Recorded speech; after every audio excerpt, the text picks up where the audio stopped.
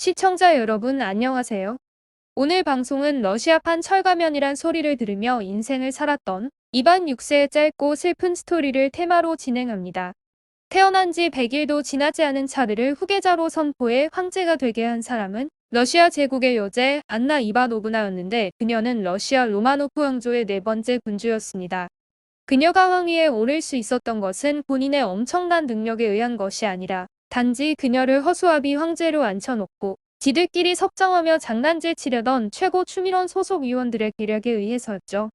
하지만 안나 여제는 그들 생각처럼 만만한 여자가 아니었고 황위에 오르자 코웃음을 치며 치미대와 공정 관리자들은 물론 성직자들까지 자기 지지자로 만들어 최고 추민원을 해체시켜버리며 러시아의 실질적인 권력을 장악해버렸지만 실상 준비되지 않은 여제 안나는 권력 유지를 위해 새로운 친위대를 창설하여 정적들을 숙청하며 잔인한 고문을 일삼게 되죠.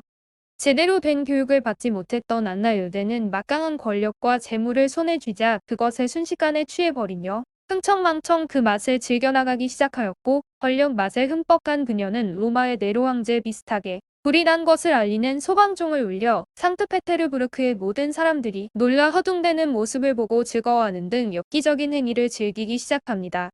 어느 날 한 공작이 동방 정교회가 아닌 가톨릭 신자였던 이탈리아 여자와 결혼을 하자 안나 여제는 그것을 러시아를 배반한 것으로 생각했는데 공작의 새 신부가 얼마 후 병사해버렸지만 안나 여제의 분노는 사그러지지 않으며 공작의 지위를 어릿광대로 바꾸어 버리고 칼무크족의 못생긴 하녀와 재혼하도록 했죠.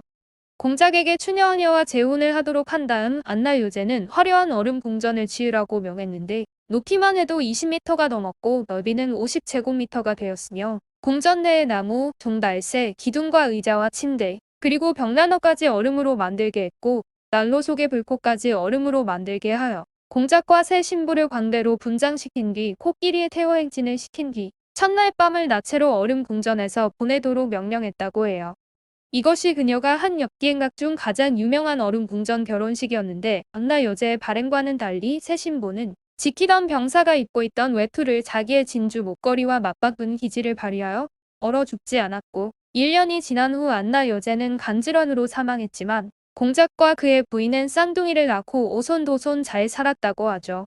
안나 여제는 자신이 죽기 2주 전에 자기 후계자를 멋대로 자신의 조카뻘 되는 여인이 출산한 2달도 안 된 어린 차르 즉 이반 6세를 지명하여 아직 엄마의 젖꼭지도 제대로 빨지 못하는 어린애가 황위에 오르도록 했고 그 때문에 자신의 후손들의 삶을 제대로 망가뜨려 버립니다. 젖먹이 이반의 석정 권력이 하루가 멀다 하고 이 사람 저 사람에게 넘어다니게 되는 상황에서 이반이 13개월이 지났을 때 공정의 혁명이 일어나며 젖먹이는 황위를 엘리자베트 여제에게 빼앗기게 되는 운명에 처하게 됩니다. 폐위된 1살밖에 안 된 이반 6세는 가족들의 품에서 빼앗겨지며 백해 근처의 홀모골이라는 지방으로 옮겨져 창문도 없는 차가운 감옥에 수감되어 햇빛을 전혀 못 보는 것은 물론 누구와도 대화할 수 없는 기가 막힌 상황이 되어 12년을 살 수밖에 없는 극한의 운명에 처해지죠.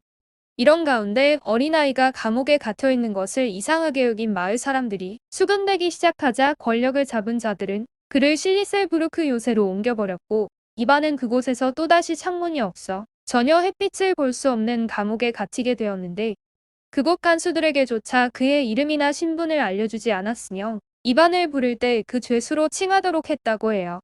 그렇게 다시 영어의 몸이 된 이반 6세는 그곳에서 다시 10년의 세월을 사는 신세가 될 수밖에 없었고 절대로 어떤 교육도 시키지 말라는 명령도 있었지만 그는 적막함만이 흐르는 어두운 감옥 안에서 누군가 권력자의 명령을 어기고 교육을 시켜준 것인지 스스로 군주라고 칭했고 성경을 읽으며 시간을 보낼 수 있었죠. 그가 아는 세상이라는 것은 잔인하고 고독함만이 존재하는 감옥의 차디찬 벽뿐이었고 그를 감옥만이 세상의 전부로 살게 만든 엘리자베트 여제가 사망했지만 그의 운명은 여전히 바뀌지 않았고 오히려 더욱 심한 감시가 이루어집니다. 엘리자베트 뒤를 이어 황위에 오른 표트르 3세의 부인인 에카테리나 2세는 이반 6세를 안타깝게 생각하기는커녕 오히려 더욱 철저히 감시하도록 시키며 만약 누군가 그를 탈출시키려 한다면 이반 6세부터 죽여라 하는 명령까지 내렸죠.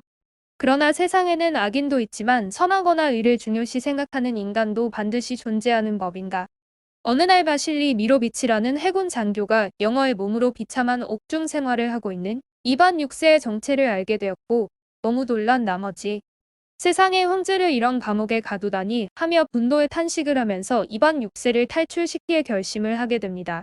그리고 얼마간의 시간이 흐른 뒤 해군 장교는 계획한 대로 이반 6세를 탈출시키기 위한 행동을 감행했는데 워낙 감시가 철저했고 탈출구가 한 곳밖에 없어 중간에 들켜버렸고 그들을 발견한 경비원은 황제의 부인 에카테리나 2세가 명령한 대로 곧바로 먼저 이반 6세를 살해해버리죠. 결국 그를 자유롭게 해주려던 해군 장교는 결과적으로 이반 6세에게 자유를 주었지만 그것은 이 세상이 아닌 저 세상의 자유가 되었고 23세가 될 때까지 햇빛을 볼 수 없는 감옥에서 영어의 몸으로 생활했던 생을 마지막 가면서는 외롭지 않게 자신에게 자유를 주려고 했던 해군 장교와 함께 할 수 있었으며 그가 죽음으로써 예가테리나 2세는 왕권을 더욱 공고히 할 수 있었고 그 대가로 이반 6세의 가족들을 감시해서 해방시켜 주었다고 하네요. 오늘 방송은 여기까지이며 구독과 좋아요를 꼭 눌러주실 것을 부탁드립니다. 시청해주셔서 감사합니다.